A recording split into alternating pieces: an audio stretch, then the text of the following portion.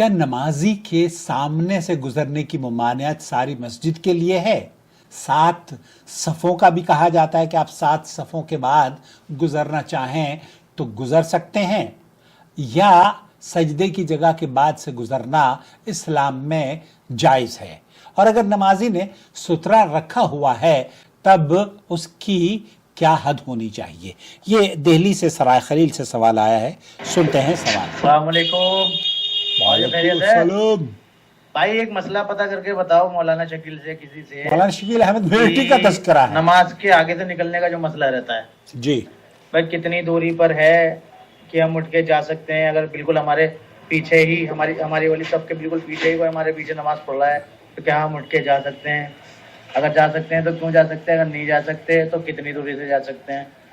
اس کا ذرا مسئلہ پتہ کر کے بتاؤ، اگر کوئی سالڈ دلیل کے ساتھ میں ہے تو۔ سالڈ دلیل چاہیے دلی والوں کو۔ بھائی میرے، اللہ آپ کو سلامت رکھے اور آپ کے خطیب اور سرائے خلیل کے امام حافظ شکیل احمد میرٹھی حفظہ اللہ کو اللہ رب العالمین ان کا سایہ ہم سب کے سروں پر تا دیر قائم رکھے۔ سوشل میڈیا نے پوری دنیا کو گاؤں کی شکل دے دی ہے، مٹھی میں بند کر کے رکھ دیا ہے، ہتھیلی پر۔ اب آپ دلی میں بیٹھے ہوئے سرائے خلیل میں اور اپنے خطیب سے آپ وہاں بھی بھیجا ہوگا، لیکن میں جدہ سے آپ نے مجھے بھیجا ہے تو بہت شکریہ۔ چینل کو سبسکرائب کر لیجئے اور جڑ جائیے، اور اس طرح کے سوالوں کے جوابات اگر آپ ڈیلی بیسس پر حاصل کرنا چاہتے ہیں تو ہمیں سوشل میڈیا پر، فیس بک اور یوٹیوب پر جوائن کر لیجئے، تاکہ ہم آپ کے سوالوں کے سعودی عرب کے کبار علماء اور مشائخ کے فتاوی جات سے علم آپ کی صبح و شام کی زندگی میں لے کر حاضر ہوتے رہیں۔ کیا نمازی کے آگے سے گزرنے کی ممانعت ہے اور اس کی حد بھائی جاننا چاہ رہے ہیں؟ یہ ایسے سوالات ہیں جن میں بہت سے لوگ یا تو بلا دلیل سختی کرتے ہیں، یا پھر دلیل کے ساتھ سختی ہوتی ہے، یا بلا دلیل لوگوں کی زندگی کو حرام کرتے ہیں، تنگی پیدا کرتے ہیں۔ حالانکہ رسول اکرم صلی اللہ علیہ وسلم نے اس مسئلے کی مکمل وضاحت فرمائی ہے، یہاں تک کہ نمازی کے آگے سے گزرنے والے کے بارے میں ایسی سخت وعید بیان فرمائی ہے کہ اگر اسے اس گناہ کا اندازہ ہو جائے تو وہ گزرنے کی بجائے طویل وقت تک کھڑا رہ کر انتظار کرے۔ آئیے سب سے پہلے حدیث نبوی سنتے ہیں۔ سب سے پہلے جو وعید آئی ہے، اللہ کے رسول صلی اللہ علیہ وسلم نے فرمایا لو یعلم المار بین ید المصلی ماذا علیہ، اگر نمازی کے آگے سے گزرنے والا جان لے کہ اس پر کتنا گناہ ہے تو اس کے لیے 40 دن یا مہینے یا سال کھڑا رہنا نمازی کے آگے سے گزرنے سے بہتر ہو۔ صحیح بخاری اور مسلم کی روایت ہے۔ اب یہ مسئلہ کہ نمازی کے آگے سے کتنا حصہ ہم چھوڑ کر گزر سکتے ہیں، اگر نمازی نے سترہ رکھا ہوا ہے تو حکم بالکل واضح ہے۔ رسول اکرم صلی اللہ علیہ وسلم نے فرمایا اذا صلی احدکم، جب تم میں سے کوئی کسی سترے کی طرف نماز پڑھے اور کوئی شخص اس کے اور سترے کے درمیان سے گزرنا چاہے تو اسے روکو۔ اسے روکنے کا اللہ کے رسول صلی اللہ علیہ وسلم نے حکم دیا ہے، کیونکہ یہ جو گزرنے والا ہوتا ہے نا کہ شیطان ہوتا ہے۔ اسی طریقے سے پھر اس سترے کے بعد سے جو گزرے گا وہ نمازی کو نقصان نہیں پہنچائے گا۔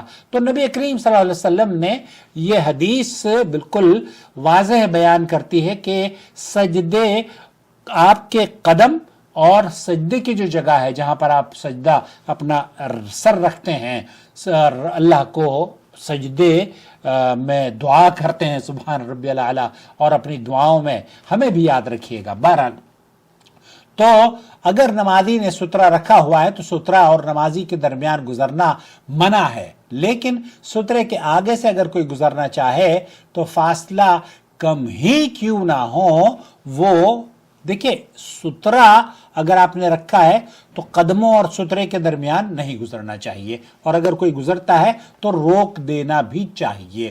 اسی طریقے سے اگر سترے کے بعد اگر کوئی گزرنا چاہے، شیخ محمد بن صالح العثیمین رحمۃ اللہ علیہ فرماتے ہیں کہ اس میں کوئی قباحت نہیں ہے، کیونکہ آپ کی جو جگہ ہے، نماز کی جو جگہ ہے، وہ آپ کے قدموں سے لے کر سجدے کی جگہ تک ہے۔ اب ایسا نہیں ہے کہ آپ پیچھے نماز پڑھ رہے ہیں تو آپ نے پوری 7 صفوں تک یا پوری مسجد آگے تک ریزرو کر لی ہے، اور آپ پورے مطلب اگر آپ نماز پڑھ رہے ہیں گیٹ پر مسجد کے، تو خلاص لوگ جمع غفیر آپ کا انتظار کر رہے ہیں، کیونکہ جناب آپ ہٹیں گے تو نہیں، آپ ہٹیں یا نہ ہٹیں، آپ کی سجدے کی جگہ کے اندر سے نہیں گزرنا چاہیے، سجدے کے بعد اگر کوئی گزر رہا ہے تو کوئی قباحت نہیں ہے۔ اس لیے اہل علم کے جو صحیح موقف ہے وہ یہی ہے، کیونکہ اللہ کے رسول صلی اللہ علیہ وسلم نے فرمایا ہے، رسول اللہ صلی اللہ علیہ وسلم کی سجدے کی جگہ اور دیوار کے درمیان بکری کے گزرنے کے برابر فاصلہ ہوا کرتا تھا۔ یہ نبی کریم صلی اللہ علیہ وسلم کا عمل امام بخاری نے نقل کیا ہے۔ شیخ عثیمین یہ کہتے ہیں کہ بہترین قول یہ ہے کہ نمازی کے قدموں سے لے کر سجدے کی جگہ تک کا حصہ اس کے سامنے شمار ہوگا، کیونکہ نمازی کو عملاً اتنی ہی جگہ کی ضرورت ہوتی ہے، اس سے زیادہ جگہ وہ دوسروں کو نہیں روک سکتا، اس لیے آپ اپنی جگہ پر نماز پڑھیے۔ لہذا اگر نمازی نے سترہ نہیں رکھا تو راجح قول کے مطابق سجدے کی جگہ سے آگے گزرنا جائز ہے۔ اب وہ جو صف والی بات آئی ہے کہ دلی میں ہمارے یہاں یہ بھی ایک بات سنی جاتی ہے کہ 7 صفوں کے بعد آپ گزر سکتے ہیں۔ کتنی صفیں ہیں یہ کوئی معیار نہیں ہے 7 صفوں کا یا 17 صفوں کا، معیار یہ ہے کہ نمازی اور اس کے سترے کے درمیان سے گزرنے میں تو ممانعت ہے۔ سترہ جیسے یہ سترہ ہے اور آپ کھڑے ہیں تو وہاں سے تو بیچ میں سے نہیں گزرنا چاہیے، لیکن اگر سترے کے بعد یا سجدے کی جگہ کے بعد آپ گزرنا چاہیں تو بالکل جائز ہے۔ اب مقتدی کا حکم یہ ہے، اگر جماعت ہو رہی ہو تو امام کا سترہ تمام مقتدیوں کا سترہ ہوا کرتا ہے۔ اللہ کے رسول صلی اللہ علیہ وسلم سیدنا ابن عباس رضی اللہ تعالیٰ عنہ فرماتے ہیں کہ میں صف کے پیچھے کچھ صف کے حصے کے سامنے سے گزرا، پھر اپنی سواری چھوڑ کر صف میں شامل ہو گیا اور کسی نے مجھ پر اعتراض نہیں کیا۔ اس لیے فقہا کہتے ہیں کہ سترۃ الامام سترۃ لمن خلفہ، امام کا سترہ مقتدیوں ہی کا سترہ ہوتا ہے۔ خلاصہ یہ ہوا کہ اگر نمازی نے سترہ رکھا ہے تو سترے کے آگے سے گزر سکتے ہیں، سترہ اور نمازی کے درمیان سے نہیں، اور اگر سترہ نہیں رکھا تو راجح قول کے مطابق سجدے کی جگہ کے بعد سے گزر سکتے ہیں۔ 7 صفوں کی تخصیص کسی صحیح حدیث سے وارد نہیں ہوئی ہے، اور جماعت میں امام کا سترہ مقتدیوں کے لیے بھی کافی ہوتا ہے۔ احادیث اور محقق اہل علم کے فتاوی کے مطابق یہی بات زیادہ قرآن و سنت کے قریب لگتی ہے۔ کیوں؟ کیونکہ اللہ کے رسول صلی اللہ علیہ وسلم کی جو احادیث ہیں اگر آپ دیکھیں تو اس میں صحیحین کے اندر بھی اور ابن حبان وغیرہ نبی کریم صلی اللہ علیہ وسلم نے یہ فرمایا کہ جب تم میں سے کوئی نماز پڑھے تو اپنے سامنے کوئی چیز رکھ لے، اور اگر کوئی چیز نہ ملے تو اپنے سامنے کوئی ڈنڈا گاڑ لے، اور اگر ڈنڈا بھی نہ ہو تو اپنے سامنے ایک لکیر یا خط کھینچ لے۔ اب کوئی شخص ان کے بعد سے گزرے گا تو نمازی کو کوئی نقصان نہیں ہوگا۔ ایک اور حدیث بھی پیش کی جاتی ہے جس میں کہا جاتا ہے کہ اللہ کے رسول صلی اللہ علیہ وسلم نے جو گزرتا ہے وہ شیطان ہوتا ہے سترے یا نمازی کے سامنے سے۔